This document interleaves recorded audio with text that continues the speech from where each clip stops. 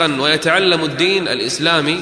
بعض العلماء الغرب يتعلم الدين من أجل الفائدة، وبعضهم يتعلم لأجل أن يرد عليه.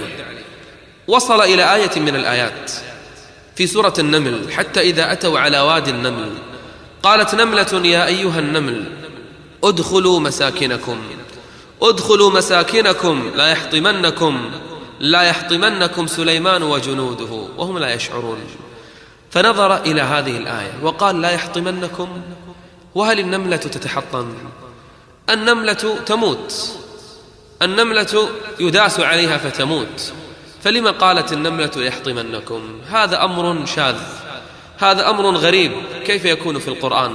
ظن هذا الرجل أنه وجد خطأ في كتاب الله عز وجل. المسكين لا يدري أن هذا كلام الله جل وعلا، لا يأتيه الباطل من بين يديه ولا من خلفه.